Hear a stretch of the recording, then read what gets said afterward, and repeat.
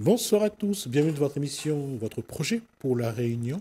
On va aborder un thème, c'est le festival de cinéma de Saint-Pierre. On va parler du festival de femmes. Je sais, Sandrine Dijoux, ce que j'ai dit n'était pas exact. C'est pour ça que vous allez corriger. Bonsoir, Sandrine Dijoux. Bonsoir. Alors, je vous laisse me corriger. Oui, Ouais. alors effectivement, on aura Micro à Saint-Joseph cette Non, année. non, le nom, c'était Alors, c'est festival. le festival du film de la femme. Alors, du film de la femme, c'est de montrer des portraits de différentes femmes. Alors, le festival, je ne me rappelle plus depuis combien de temps il existe, mais en tout cas, Ouais. l'idée, c'est de prendre plusieurs documentaires, des films que l'a marqué l'histoire des combats féministes, mais de montrer un portrait effectivement de la femme sur les différents horizons, c'est-à-dire qu'on a plusieurs pays qui réalisent soit des documentaires, soit des films. Et grâce à ça, en fait, ce festival-là, il condense tout ça là en une semaine pour montrer à nous justement que ça y existe ailleurs qu'à La Réunion et pour donner à nous en fait cette idée de la femme y évolue en fait. Alors, il y aura combien de films sur les femmes? Waouh, Nina, bon, je ne me rappelle plus, mais une vingtaine, je pense. Ouais. Ouais. Et la question, c'est, pendant ce festival du film de la femme, qu'est-ce que Sandrine Dijoux attend de ce moment-là? Alors, ça c'est une question que les vastes. C'est-à-dire que moi, je crois, il fait 4 5 ans que je suis ce festival-là. Ouais. Et il y en a 3 ans, il y en a un film qu'il appelle Je n'oublierai jamais vos visages. Où ça, la marque à moi, Alzheimer? la touche à moi. Non, c'est Non, c'est vraiment quoi? sur la femme. C'est Ah, d'accord. il cause de justice restaurative, mais il ne Ouais. connaît pas si de monde il connaît que ça il est. Ouais, Mais c'est refaire les visages, je suppose, alors, reconstruire. justice restaurative, en Ouais. fait, c'est quand on a vécu une violence, que ce soit d'autre enfance ou c'est des gens qu'il prend ou en charge dans un groupe de parole et en fait où Donc, les c'est agresseurs justice restaurative. Ah, d'accord, ça n'a Mais rien à voir. non, elle n'est pas Ouais. très connue en Ouais. fait encore. Ouais. Et justement, ce film, il cause de ça. Donc, c'est de reprendre les enfants les personnes qui ont une souffrance en tant qu'enfant.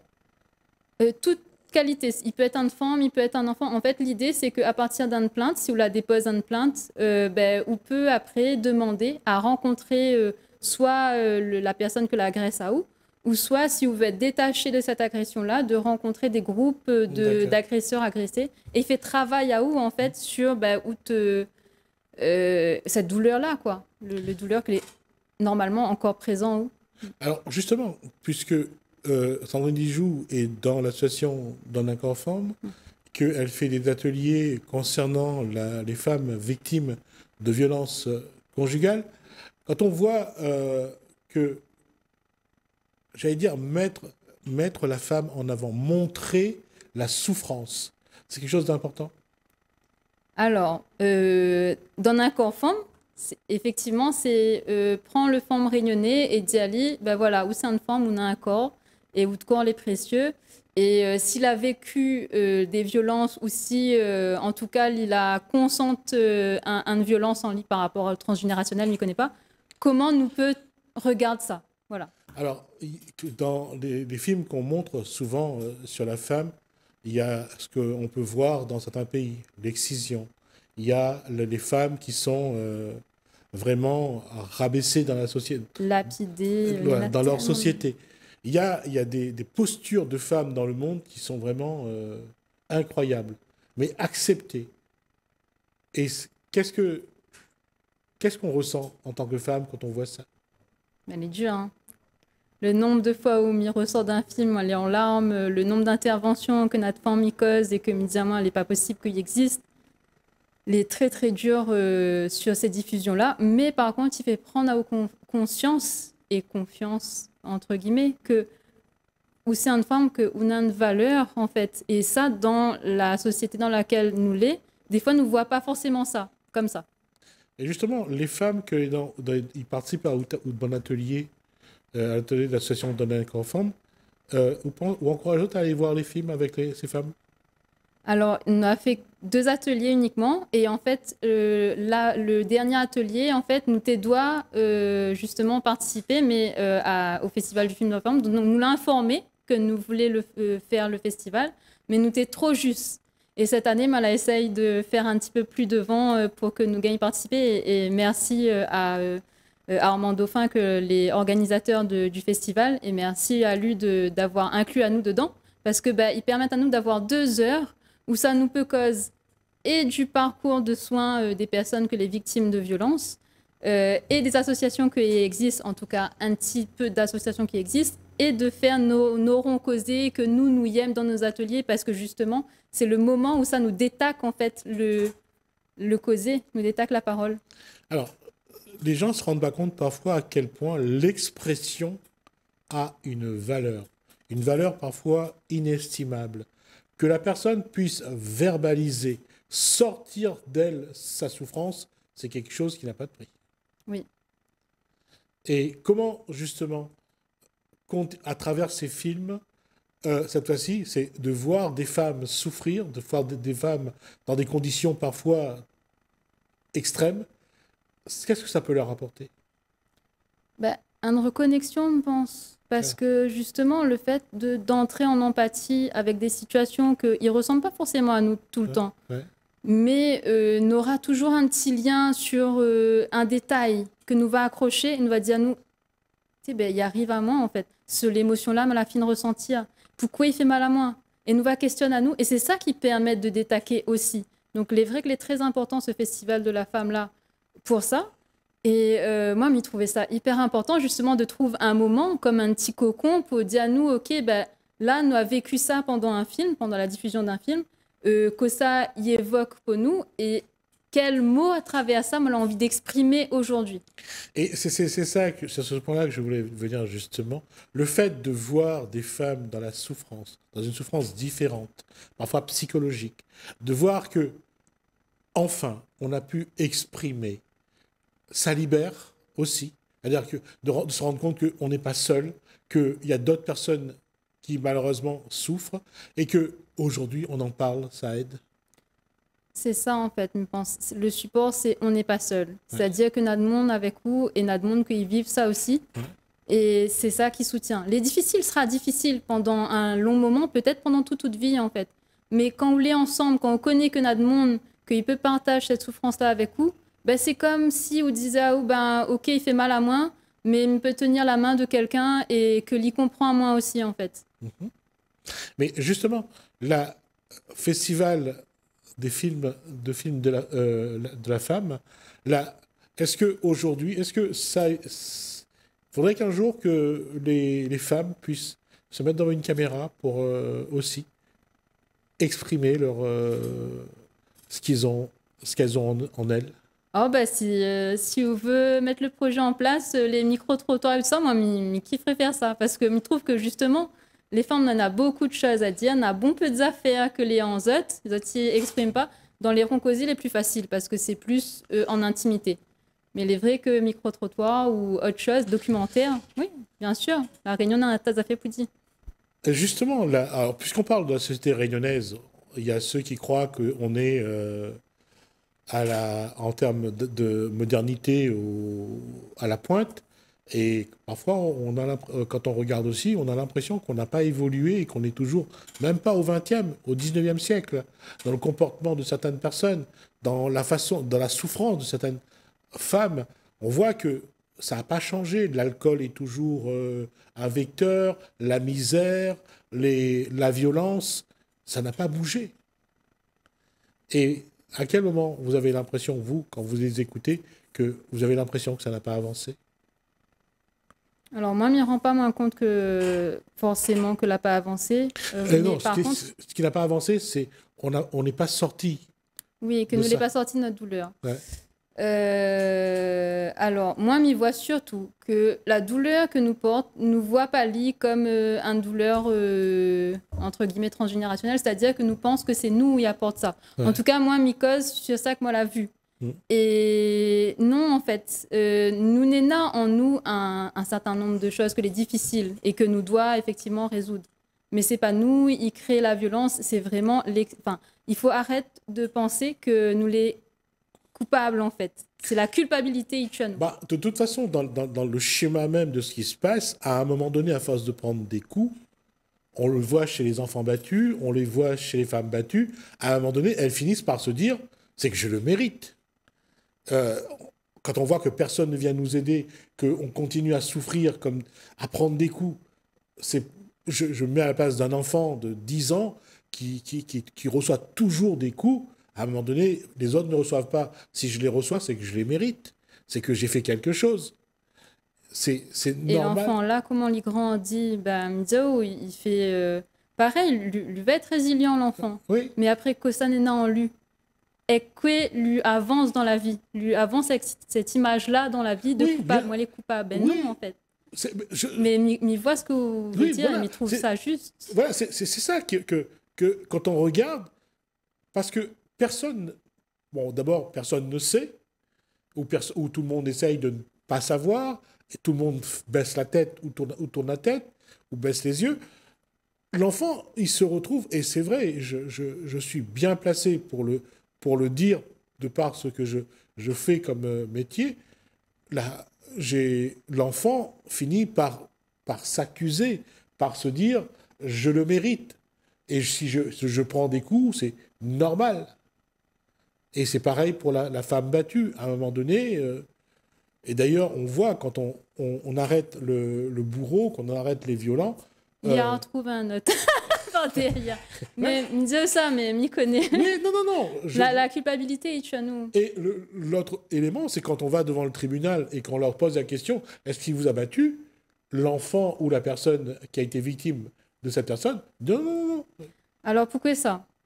En fait, tout ça, il se passe dans notre intimité. Il se passe dans un cocon où ça, normalement, n'a point la violence. Ouais. Donc, nous grandit avec cet amour-là, comme si l'amour-là était normal, en fait. Mais l'amour-là n'est pas normal. C'est une normalité. Ça devient une normalité. Il devient une normalité. Ouais.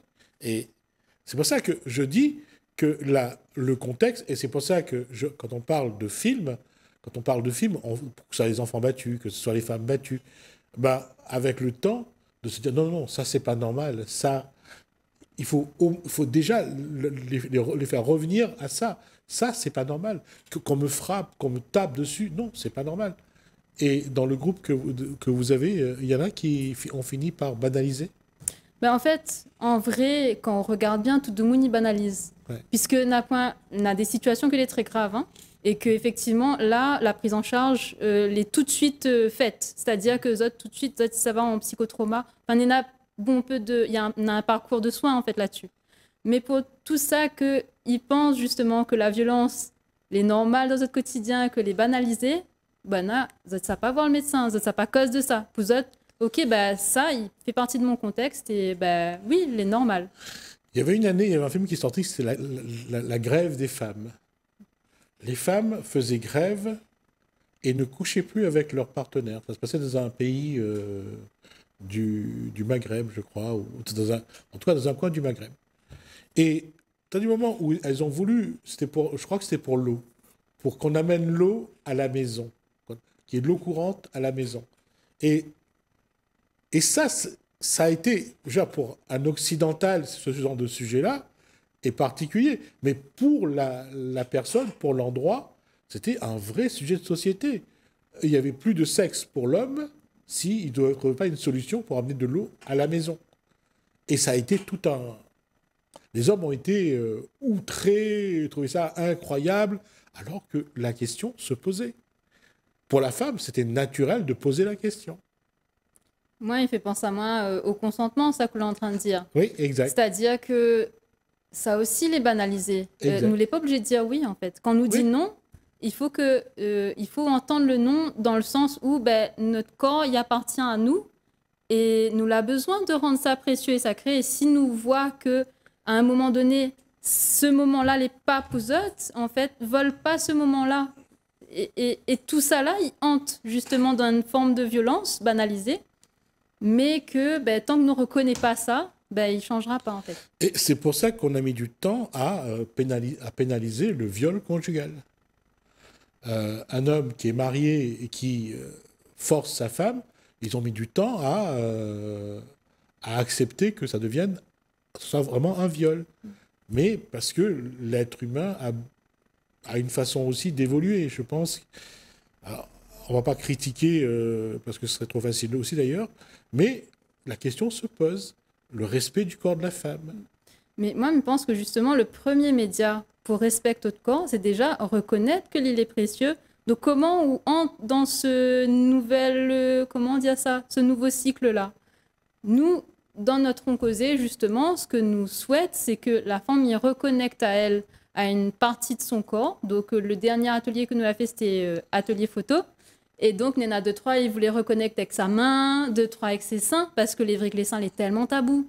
Là, c'était un moment où ça, il pouvait prendre des photos de nos seins en toute intimité et garde ce souvenir-là que posote, en fait. C'est ça, c'est remettre du sacré. Et c'est quelque chose qui n'est pas facile à dire, en fait, mais surtout, enfin, pas facile à verbaliser, c'est à se dire, je m'aime à nouveau. Et ça, c'est quelque chose de très complexe. Hein. Parce que s'aimer soi-même, c'est pas quelque chose que même l'individu le plus normal possible, entre guillemets, quand je dis normal, je mets entre guillemets, bah, c'est pas simple pour lui de se dire je m'aime. Et les femmes qui ont été violentées, qui sont victimes de violences conjugales, de viols, après c'est encore plus dur d'aimer son corps, d'aimer soi-même. Mais Missa Diaw, on a fait accueillir ça peut-être choc à où, c'est que la femme qui a été violentée, si elle y décide de sortir de ce cycle-là et elle y décide de regarder un autre côté son valeur, ben, à elle, elle y sait plus revenir, hein, elle sait plus revenir en arrière. Si vraiment elle y voit que ce petit moment-là où elle dit à elle, ben non, en fait, mais il veut plus ça, c'est pas ça. Moi, c'est pas ça. Voilà, le cycle l'est cassé. Donc, ben moi, j'espère que les ronds causés que nos organismes espèrent qu'il peut faire un déclic comme ça, mais il faut les déclics. Et ce que je veux dire aussi, parce que je suis témoin de ça, ce n'est pas les femmes, seulement les femmes de conditions modestes qui sont aujourd'hui ou qui ont été violentées dans l'histoire. Ce sont des femmes de toutes les conditions sociales. La violence conjugale, elle est à tous les niveaux de la société. Et l'exemple de Tina Turner, pour citer elle, Whitney Houston, ça montre bien qu'il grossit, voilà. Il peut aller jusqu'à la mort, en fait. Ouais. Et qu'à force de prendre des médicaments, ça amène à des postures vraiment, j'allais dire, on finit par en mourir, quoi. C'est pour ça que là, ce festival de films de la femme, c'est peut-être l'occasion aussi de voir des choses qu'on ne voit pas et qui peut aussi revenir à soi. Exactement. Et ça, alors on va rappeler que ce festival donc a lieu dans plusieurs villes de La Réunion. Vous allez sur le site ou sur la page Facebook d'Armand Dauphin, vous aurez tous les éléments. Mais c'est vrai que c'est un moment aussi pour l'homme. Quand on parle de violence conjugale, ça ne concerne pas que la femme. L'homme est autant impliqué, concerné.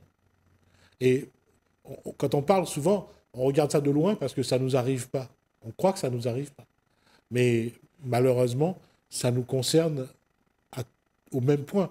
Et je peux vous le dire parce que j'ai vu le cas d'une femme qui n'est pas non plus une femme modeste, mais qui est une femme d'un rang social assez confortable et qui a dû fuir son conjoint. Mais en fait, les violences, finalement, quand on regarde bien, c'est...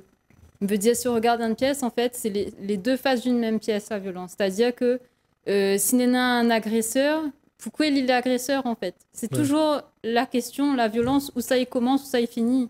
C'est que, quel que soit le niveau social, si on l'a évolué avec ça, ben, voilà, le cycle les sans fin. L'agresseur aussi, il y a besoin de soigner à lui, en fait. Oui, parce que l'agresseur, pas tout le temps, mais de temps en temps, l'agresseur a aussi été une victime à un moment ou un autre et qui reproduit un schéma. Donc, c'est des choses, il banalise encore une fois la violence. Lui a subi soit des violences physiques, soit sexuelles, et après, il y a eu une reproduction. Donc, c'est vrai que c'est très, très complexe. Et c'est pour ça que ce festival du film de la femme est un moment, je pense, à ne pas rater aussi. Il y a des cas, vous allez voir, il y a des cas, pas seulement de violence, c'est des femmes. Il y a des histoires, des magnifiques histoires. Et parfois, la violence n'est pas seulement physique, elle est aussi psychologique. Et c'est, j'allais dire, c'est pas meilleur en tout cas. Ah non, la violence psychologique, on voit pas lire. Non. Ça, c'est l'une des violences le plus banalisées et que tous les jours où on peut être victime de les violences sexistes et sexuelles. Tous les jours, il peut dire une affaire et on ne rend pas au compte que c'est de la violence. Mais en fait, c'est de la violence. Et on rend au compte que c'est de la violence quand on change de contexte. C'est-à-dire soit on change d'environnement, ou ça en voyage. Et on dit, elle est bizarre, Zoti ne réagit pas comme d'habitude, mais il ne connaît pas ces échanges-là. Les difficiles, la violence psychologique. Hein. Et je termine là-dessus, c'est une amie à moi. Il m'a raconté que pour fuir son harceleur, elle a dû prendre l'avion et partir. Et pour vous montrer jusqu'où ça peut aller. En tout cas, Festival du film de la femme, donc dans plusieurs villes de La Réunion. Il y a le site d'Armand Dauphin, il y a le Facebook d'Armand Dauphin. Vous aurez tous les éléments. En tout cas, on aura l'occasion d'en reparler. Oui, c'est sur le site du Festival du film de la femme. D'accord. On aura l'occasion d'en reparler et on va continuer aussi à aborder le travail que mène Donne un corps femme. Merci, Sandrine Dijou. Merci à vous de nous avoir suivis. Merci Hélène, merci François. Je vous dis à bientôt.